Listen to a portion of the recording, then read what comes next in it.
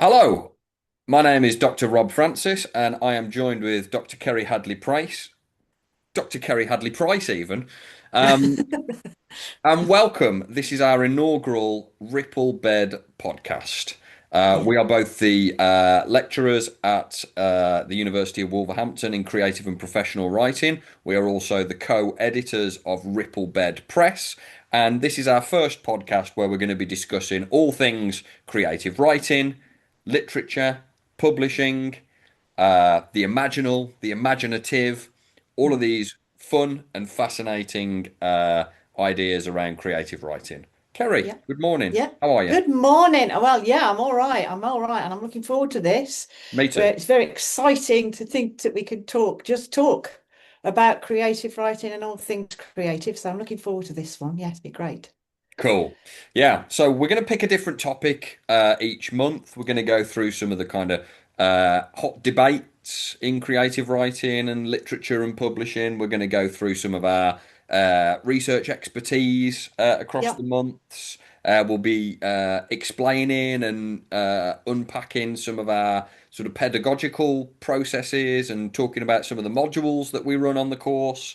yeah, yeah, Um, Introducing people to new writers that they might not have heard of, new publishers that they might not have heard of, yeah, and all sorts of different things. But the topic yeah, for today is one of those age-old debates, isn't it? yeah. We're It looking is. at why people should bother studying creative writing and whether or not you can teach creative writing, Mm, aren't we? mm.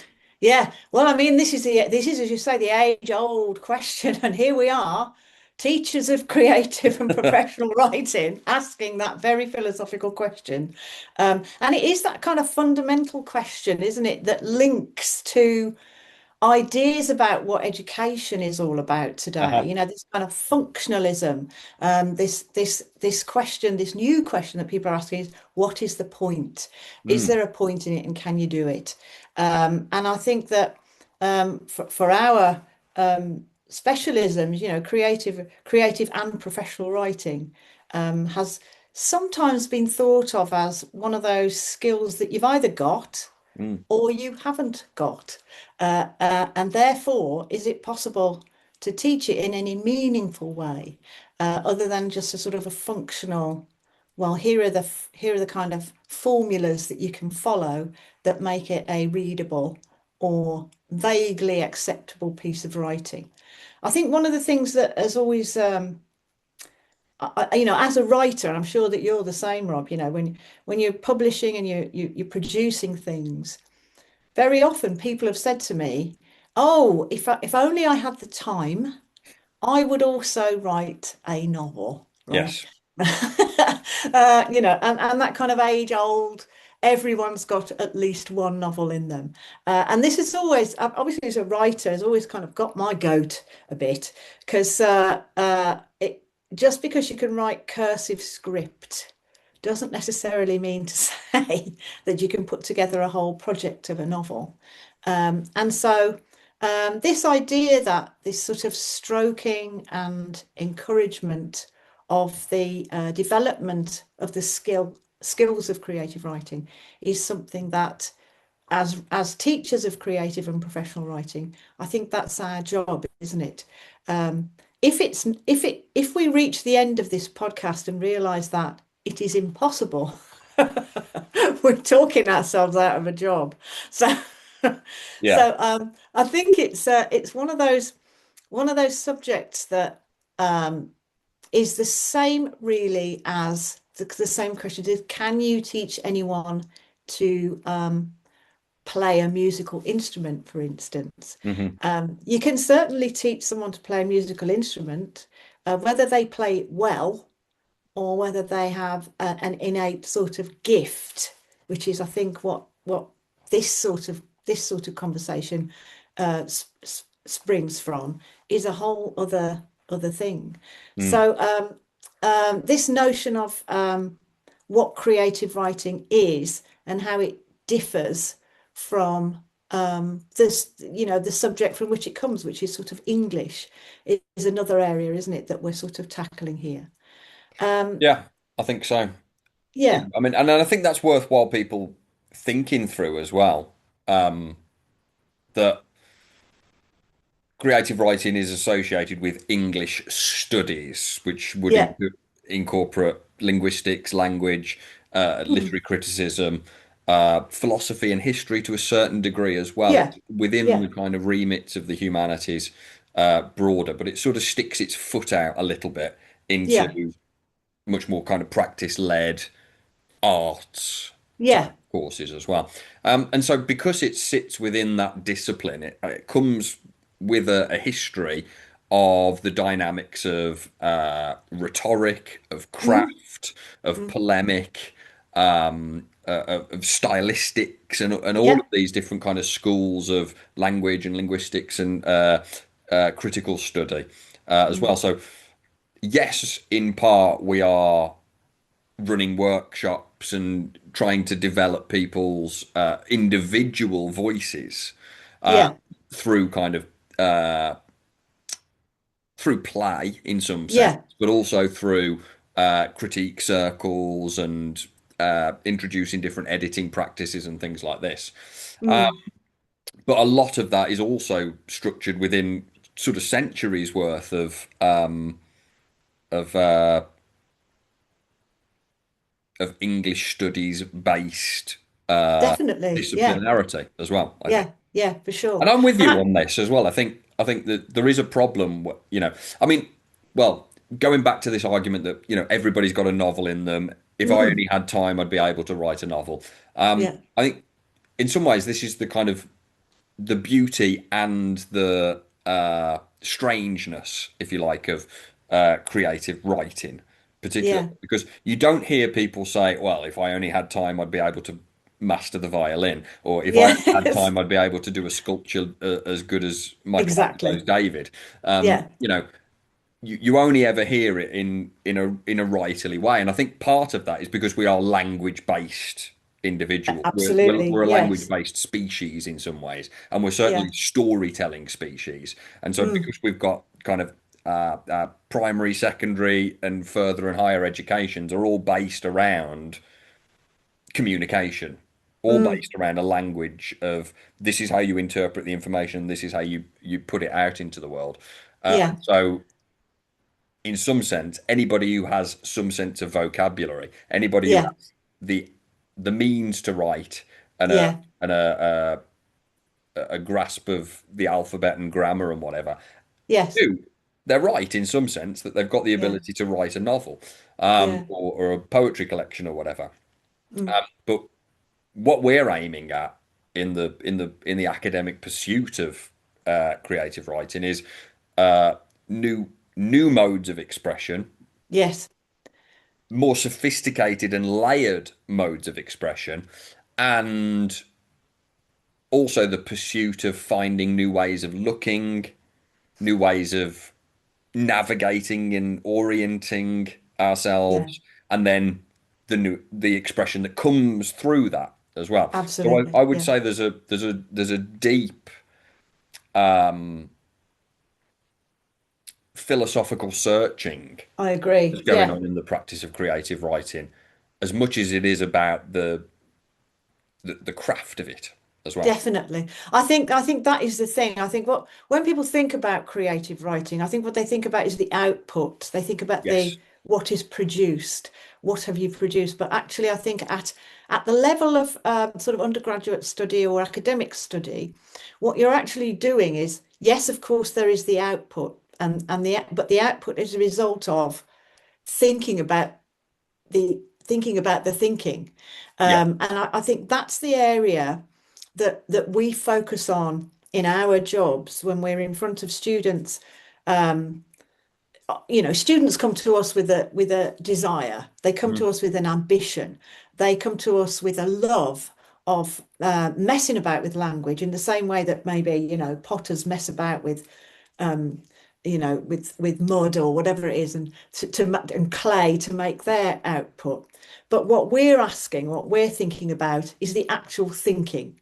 We're thinking about the internalized way in which we work as creatives. So I think that in teaching creative writing, we're not just teaching what comes out. We're teaching we're forcing people often not exactly kicking and screaming, but there is a sense of this, isn't there? How exactly is this coming to be? What exactly is the sort of metabolic process of creativity within you that helps you to create this piece that then is critiqued by everyone? Because one of the things, isn't it, and I always say this to students, is that you may very well have an ambition to produce a really excellent piece of work, whether it's a collection of poems or a collection of short stories or essays or whatever. Somebody out there will look at it and critique it or criticize it, and this is you've given your all to this. I think one of the things that our job includes is sort of teaching that level of resilience in amongst all the creativity that comes along, this kind of rush of desire that presents itself eventually as a piece of writing. That's the writing itself, the actual output, is a mere part, very small part of the whole process of creative writing. So I think what we're teaching is much more complex. Hmm. It's actually much more complicated, and there's a difference, isn't there, between something that's complex and complicated, Yep. that I think often surprises people who come to university to study. And I think, and there is a difference between coming to a university to study the process of creative writing and going to a creative writing workshop, where actually what you're doing is sort of hobby writing. You're sort of flexing a bit of a muscle, but being at university, it's much more serious. Yeah, I Um, agree. and I agree. and there is this kind of seriousness that often surprises people, even those who've decided, this is definitely what I want to do. I want to be, I want to get into publishing. I want to think about, how my future might be in a writing sense. And I think from our point of view, it's fascinating to see the evolution of students and the way that this process changes them from day one to your kind of end point, where there they are collecting their degree, and they are entirely different people. They've learned so much about the way that they think and the way that they are, the humanity of themselves, really. So I think the question about can you teach is a very, it feels like it's just got to be, well, yes or no. Perhaps the question should be, how do you teach? Really? How can you possibly teach this? Mm. How can you possibly guide someone into this new way of knowing about their own creative function? Yeah, Um, absolutely. Well, let's come back to that question in a second. I just want to pick up on yeah, a couple of points that you made there. yeah, I think one of the key things, well, there's two things I want to pick up on. One, the idea that it's more serious than meets the mm, eye, and the other one yeah, about the sort of the actual writing that's produced is in some sense a byproduct of the yeah, the fundamentals that we're teaching as well. mm, Um, I mean, I say in my poetry class, for example, that we very rarely, if ever, get to the bottom of a poem. Whether we're reading absolutely. a poem and trying to do a close reading analysis of it, or producing our own poetry, because the beauty of it is that you are learning the process, and the process is slippery and tricky and difficult to define. That doesn't make Mm, it completely elusive, mm, or totally unmappable, but you only get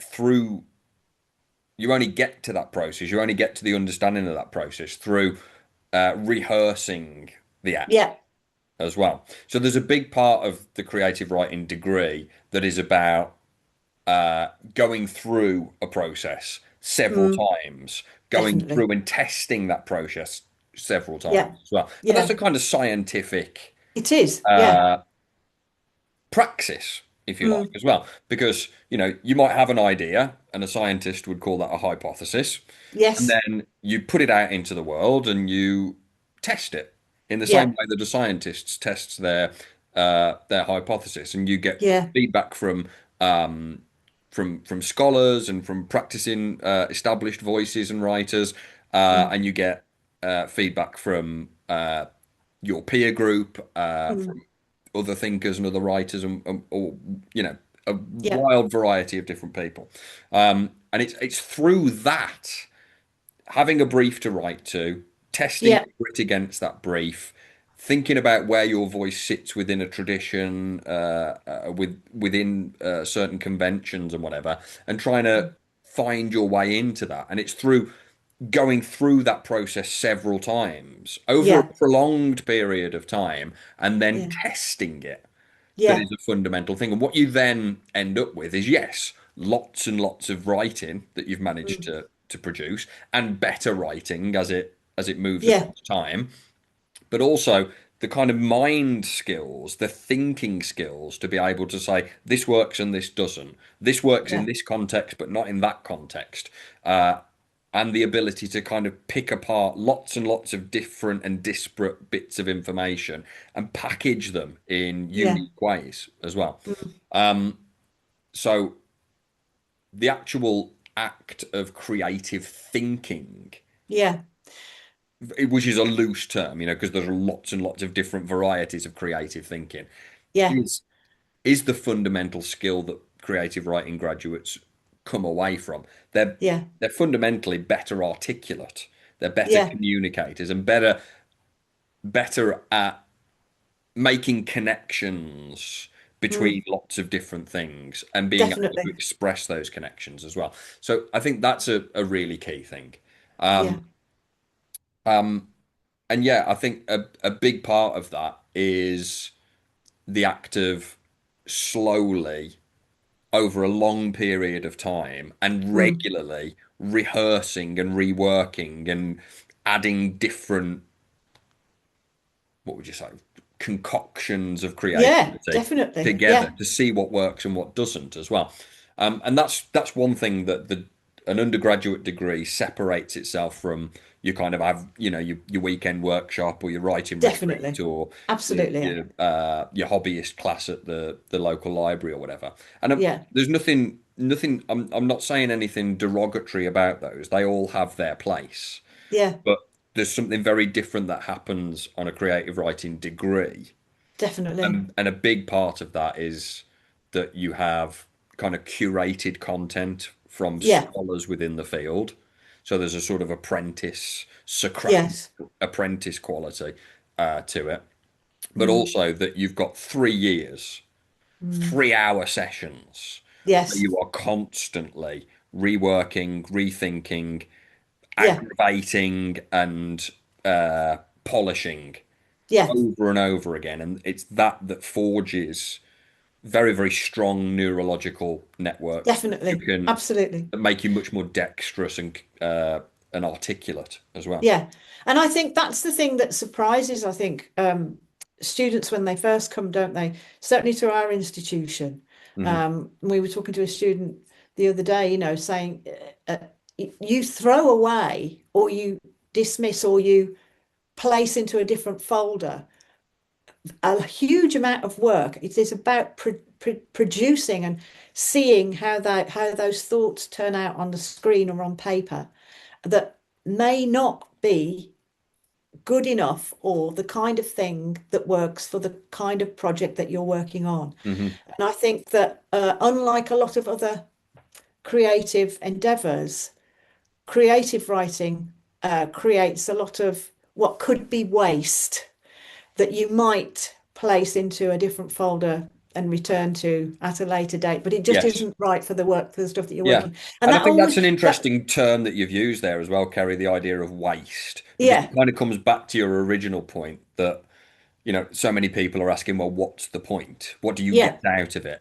Um, and where a lot of people in a kind of, I don't know, neoliberal sense would see it as waste, perhaps, mm, actually that waste is an imaginal product as yeah, well. and what you may have what while you may not have achieved a short story or Mm, a poem, you've actually spent a long time wrestling with the problems that arise when yeah, you're trying to communicate in a particular way. that's right. Yeah. And I think that word communicate is something else that is really, really vital and interesting from today's point of view because we communicate differently. Mm, We are expected to communicate differently.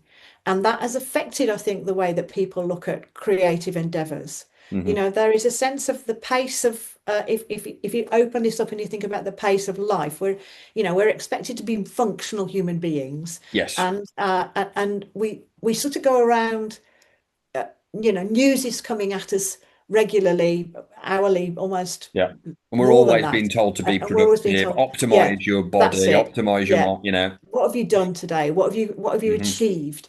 And so I think I suppose what we do is we look at achievement meaning something different, not just, well, this is the expectation is that I will today produce an excellent piece of writing, or I will do X number of thousands of words that are going to be very good, excellent, and I'm not going to delete them, and it'll be highly disappointing if they're not any good.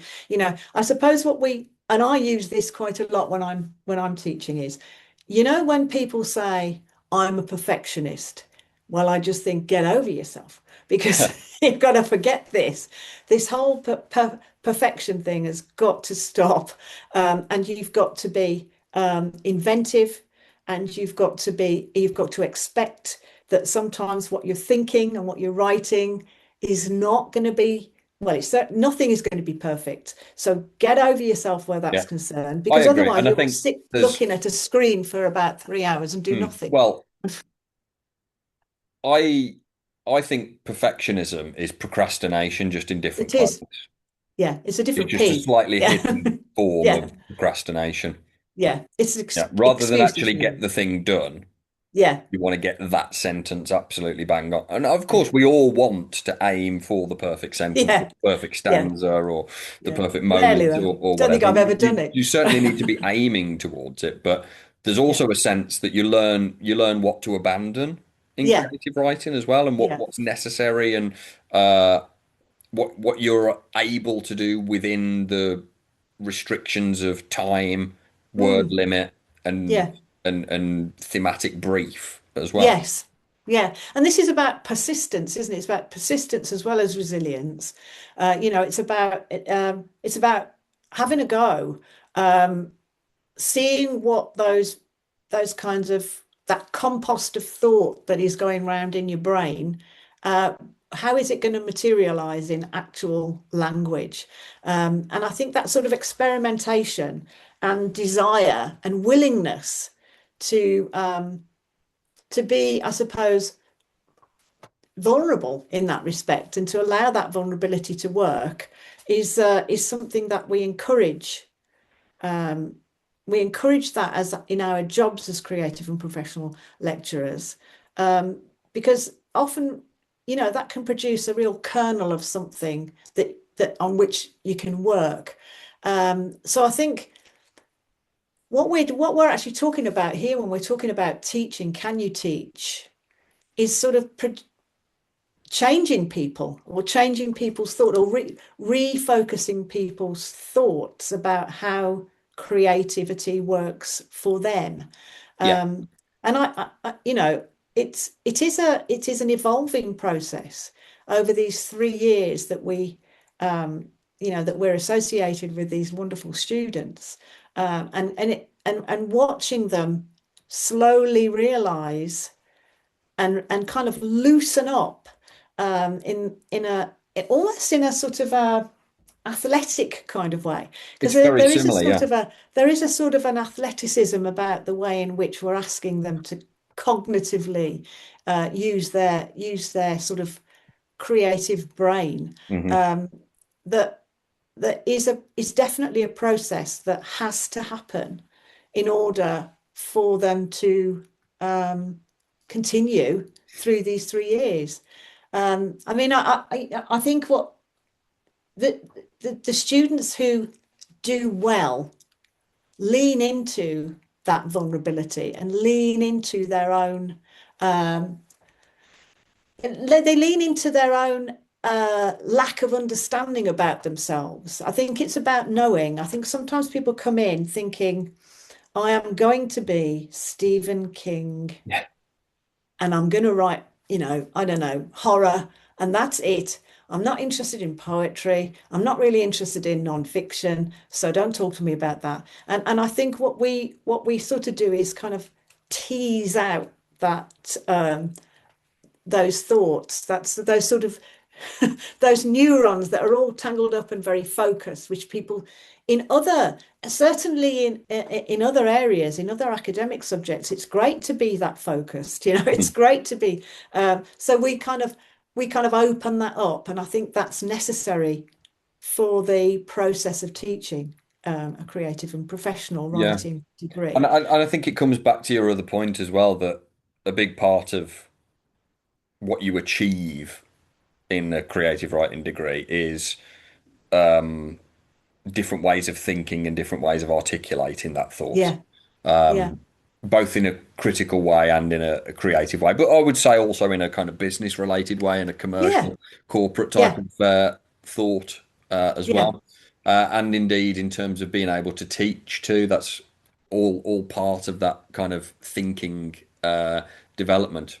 And I yeah, think, again, just riffing on some of the thoughts that you laid out there, I think a big part of the study of creative writing is to kind of wrestle between a kind of more conservative attitude towards mm, things and a more liberal attitude yeah, towards things. Or, yeah, somebody like Ian McGilchrist might say the left hemisphere and right hemisphere thinking yeah, as yeah, well. yeah, You know, on one hand, you need that loose, liberal, speculative mm, energy to mm, be a good creative writer, because you've got to be able to think up new ideas, think up new ways of expressing those ideas, mm, think about character and setting and all these kind of loose ideas as yeah, well. But then you also need to temper that. I yeah, like the metaphor to temper it yeah, yeah, against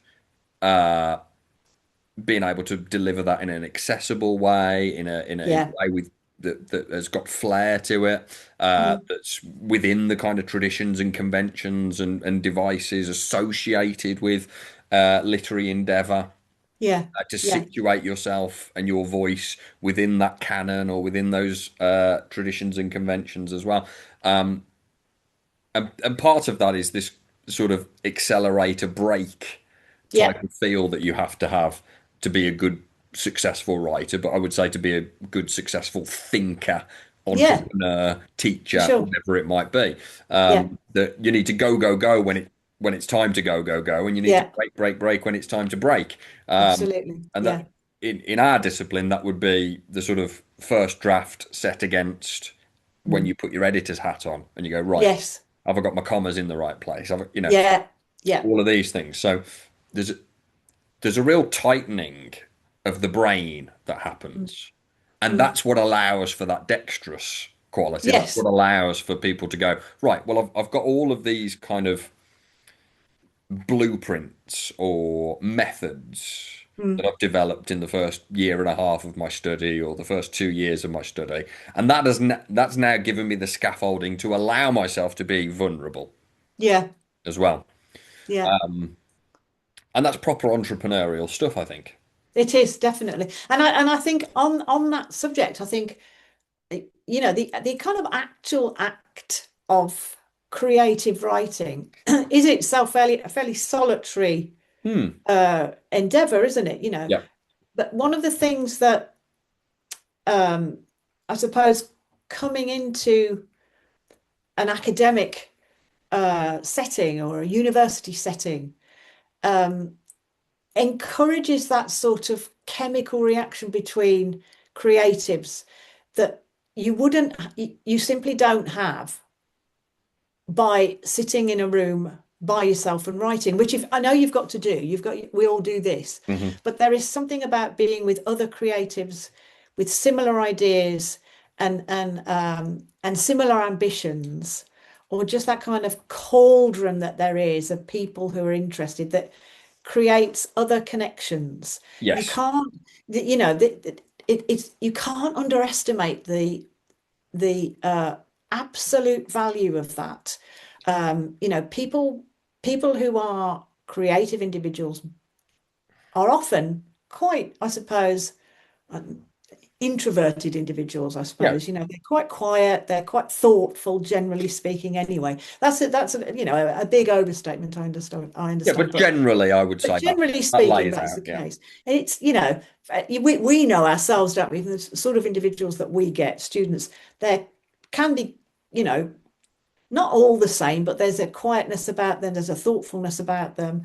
And really what they want to do is sit down in a nice quiet room with a cup of coffee and just write, which Yeah. is great. But what the teaching of creative and professional writing does is it kind of encourages a and I don't want to say a tribe or a gang because I always think that's a bit, can be a bit weird, but it encourages connections with people that they wouldn't otherwise have.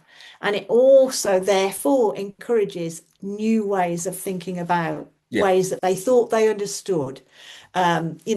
Very, very often I think that we have crowds of students who have got entirely different interests as far as creativity is concerned.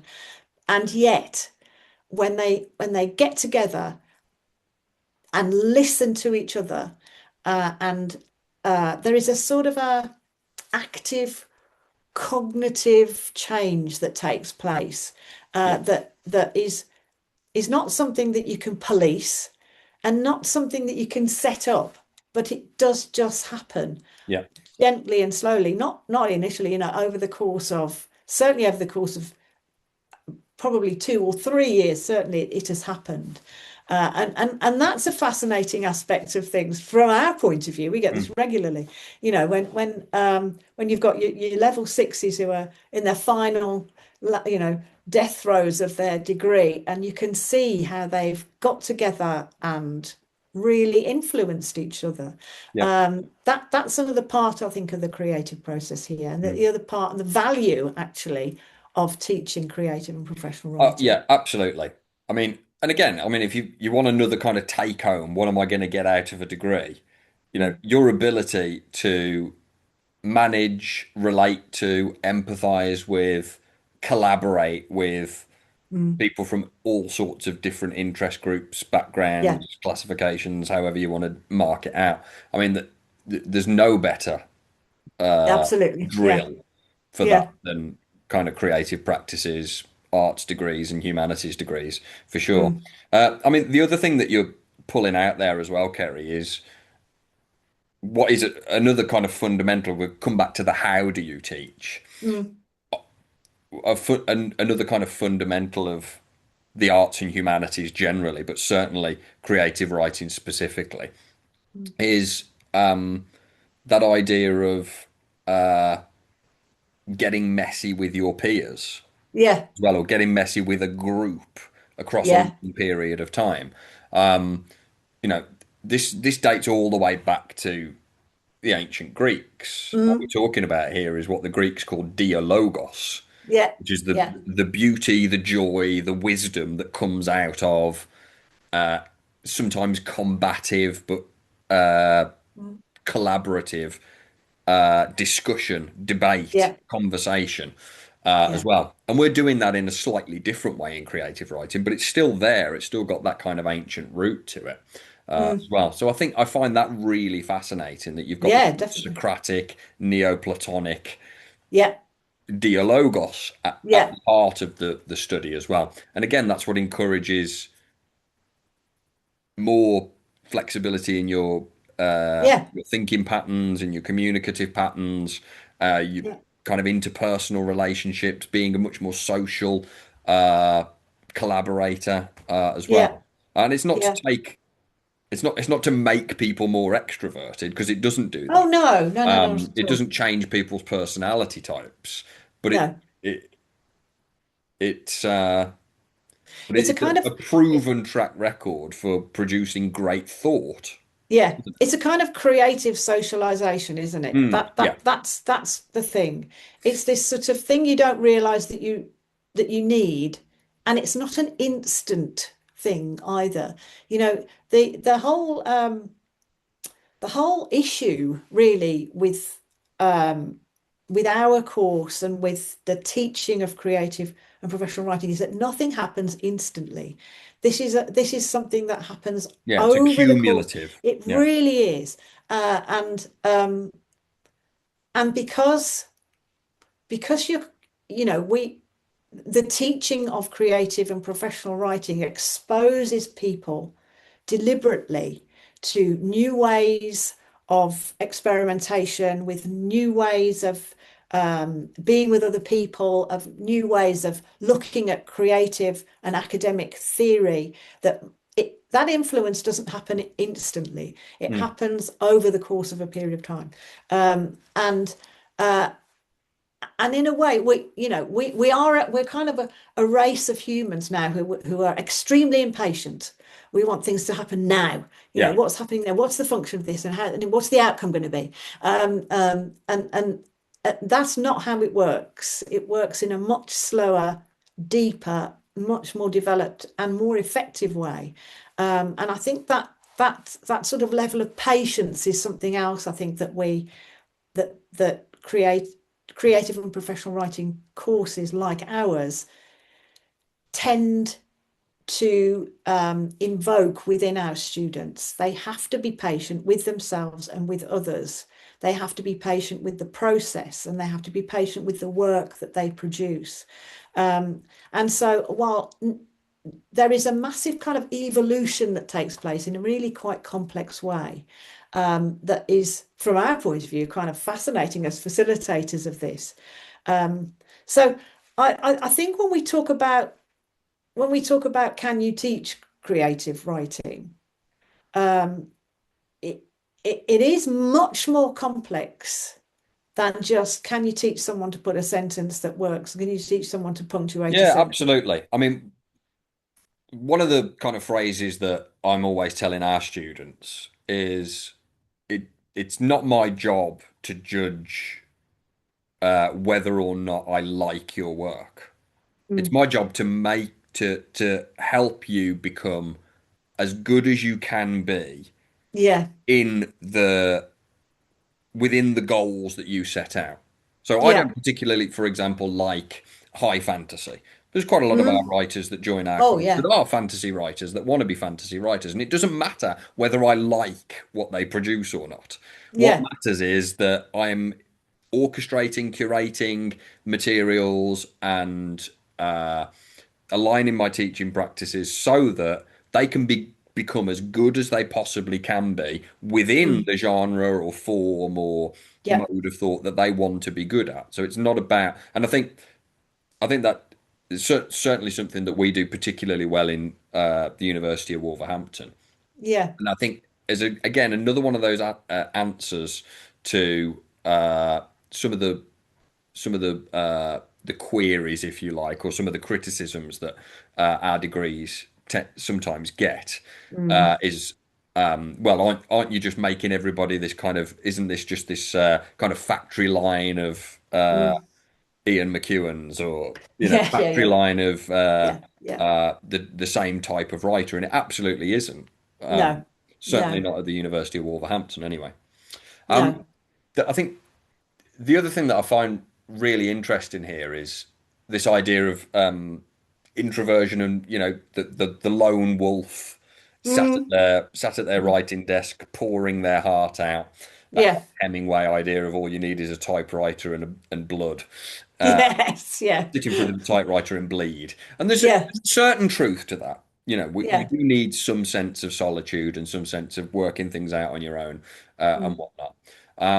But I also think this is a kind of romanticized myth of what the mm, writer is as well. And mm. and again, it's kind of some of the criticism that creative writing has had in the past, and this kind of perennial arguments that we have to face is, well, Shakespeare didn't go to university. and Oh yeah, yeah, yeah. all it takes is the innate God-given genius Yeah, yeah, of yes, the individual, and yes. you can't teach that. It's either you've either got it or you haven't. Mm, It's like, mm. well, you don't think Wordsworth and Coleridge talked? You don't think they were part of a salon, if you like? Yeah, You don't yeah, think they spent years and years yeah, distributing their ideas to each other and to their peers, yes. talking about what other writers were doing, talking about what writers in previous centuries had done and how they can Mm, adapt from it. You don't think that they played around with ideas and shared ideas. mm. They were just in their little bubble, never Yeah, never removed from it, and they just happened to yeah, produce what they produced. Well, yeah. it's just nonsense. Like, Yes, of you've course it only got to is. read the biographies of these writers across the Yeah, centuries to know that they were all part of, you know, uh, institutes and they salons were. and reading groups and Yeah, uh, yeah, big museum collectives and all sorts of things. And yeah, what we're talking about in creative writing is just a slightly more formalized yes, version of that, I yeah. think, as well. So I think in some sense, yes, some people have got more of a propensity towards creativity Of than others. course. And I Yeah, do believe that there is some sense of innate yeah. desire or innate talent.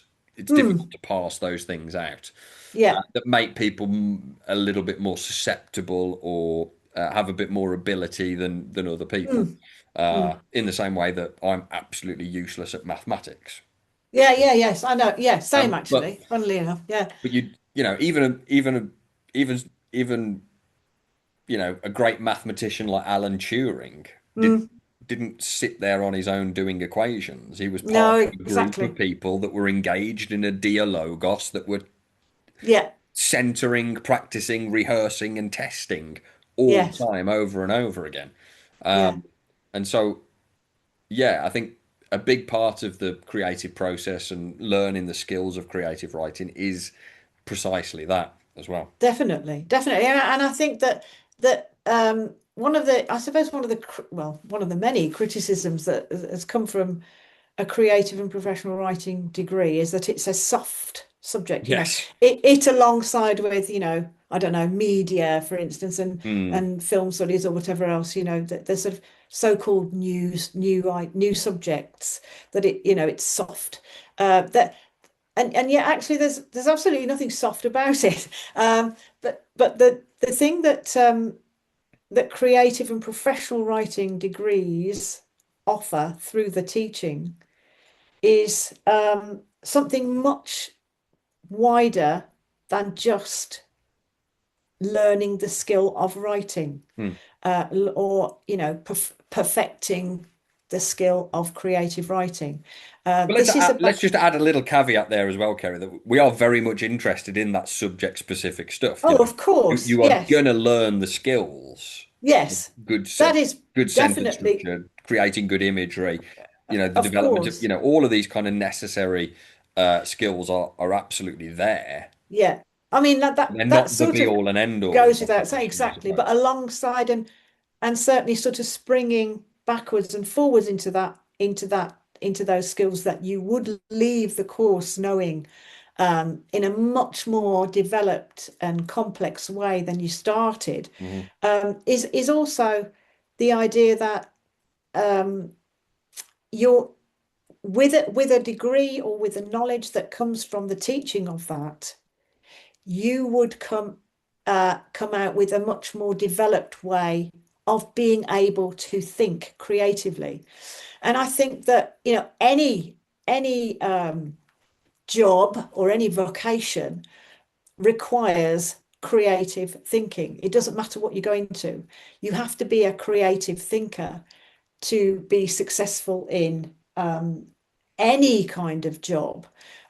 So even if, for instance, you decided to do a creative and professional writing degree, and while you were doing it, you were thinking, "My God, my thinking is developing in a way that makes me, I've started to really be ambitious about and thoughtful, and playful with my ideas about how things can work." It's a very valuable degree to have for any other kind of job that you wanted to go and do. So not only because you will be a better communicator, um, the communication that we are um, involved with now is, of course, being infested with AI. So, Mm. and a lot of people are thinking, well, and in fact, one of our students was telling us that her partner uses AI to write emails, Indeed. and therefore can't write an email. So what I suppose what in the teaching of creative and professional writing, we are we are honing the skills that we've naturally got. We are rejecting anything about AI. I know we're going to talk about AI in future um, Yeah, podcasts, that's a but subject it that but it deserves its is own episode. it definitely deserves its own episode. But it is certainly something that is high on our list of concerns at the moment, and we have to continue. We have to continue learning how to communicate as humans rather than, relying on technology. Technology is already giving us quite a lot of interesting things, where Hemingway may very well have sat in a room with a typewriter. We've got Word, can we check this spelling? We've got Google, can we check this information? So I think that we, the value of teaching creative writing is vast actually, and a lot greater than perhaps other people realize. Certainly not a soft subject, that's for No, sure. that's it. I mean, a big part of the project, really, a big part of the process is learning what questions need asking. Yeah, But that's a very difficult thing to learn. It's yeah, like it is. you Yeah. you might face a problem in life or in business or in your family or whatever, and Mm. actually trying knowing what questions to ask in those Yeah, in those moments yeah, are absolutely fundamental. And you won't you can only really get effective at that through the development of creative thought, I yeah, would say, as yeah, well. yeah. And sort of and with that, along with that comes problem solving. Yeah, If you want yeah, to sort of, if that's you want to exactly what whittle I'm it getting down, at. Yeah. is that sort of, rather than issuing more problems, let's think creatively about how those problems can be solved. And I think that sort of snapping of the synapses that we very often see during lectures. Suddenly Mhm. we'll see, otherwise known as a light bulb moment, for instance, where you see someone actually beginning to, okay, actually, I could think about it in this different way, is something that the teaching, I think, of creative and professional writing offers. Yeah, Just as and just there's as there's well. neuroscience that Oh backs yeah, this up. I mean, the data's pretty strong, I think. yeah, You know, what you're doing neurologically when you spend a lot of time wrestling with an idea, thinking it through, reading about it, and then mm, writing it down. And that yeah, might be something completely fantastical or whatever. It might be something really solid and concrete. Um, is you're strengthening the tissue that runs between the hemispheres, the definitely corpus are. callosum. Yeah, Um, and that's what allows the communications between the left and right hemispheres of the brain. So yeah, that the corpus callosum gets stronger, yeah, kind of fatty brain tissue gets stronger, and it allows for not just a freer passage of information between one hemisphere and another, but different uh, yeah, neurological linkages, if you yeah, like, between those different hemispheres as well. So yeah.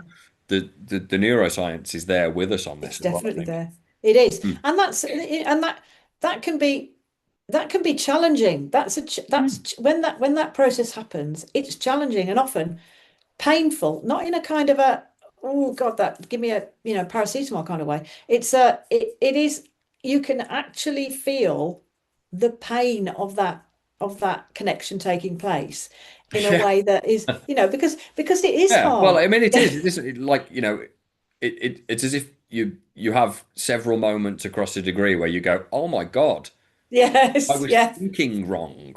It's not just yeah, I thought something that I used to think was right that is now yeah. wrong. Yeah. my actual thinking processes were It's wrong. wrong. Yeah, So, exactly. or not fit for this particular thing, and Yeah. that can be quite a painful thing. Yeah. Yeah, it can. Mm. Yeah, yeah. So There's a it's couple a of other. No, sorry, go on.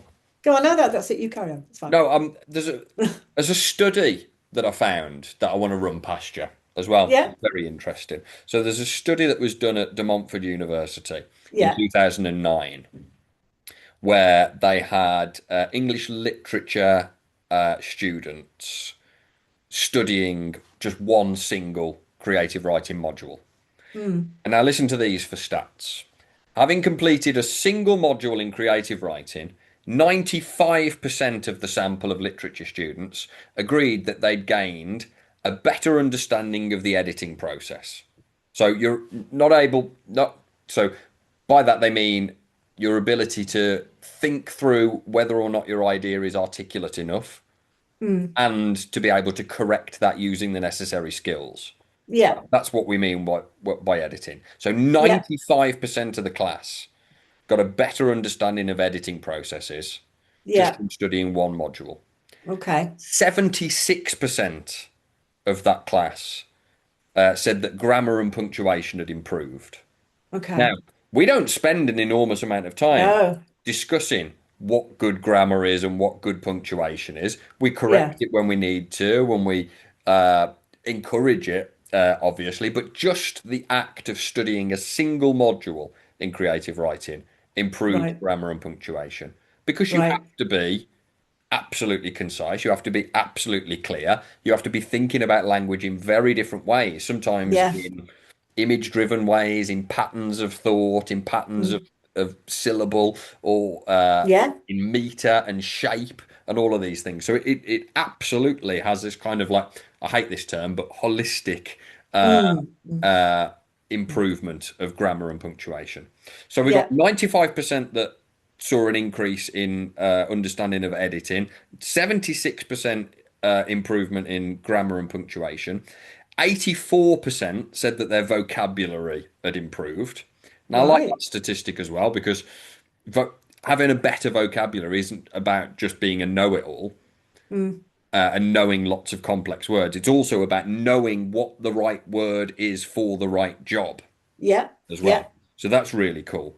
90% said that the expressiveness of their writing had improved. So Mm.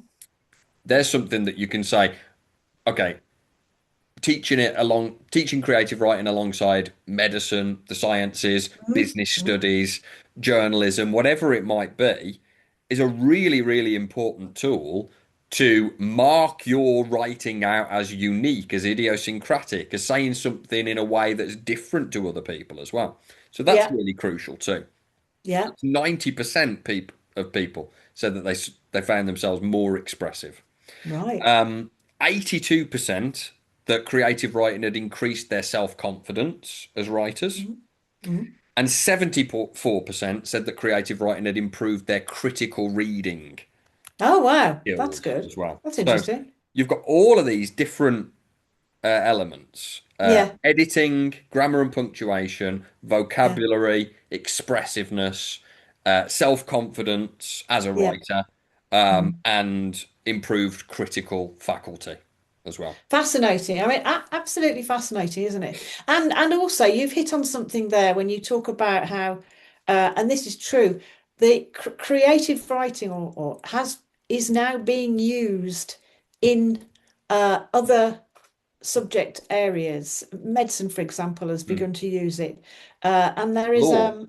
and law, yeah, Yeah. of course, and largely this is down to the fact that these are complex areas of study, law, medicine, for instance, um, where the untangling and communication of complex and complicated theory and ideas have to be communicated in a way that is understandable and comprehensive.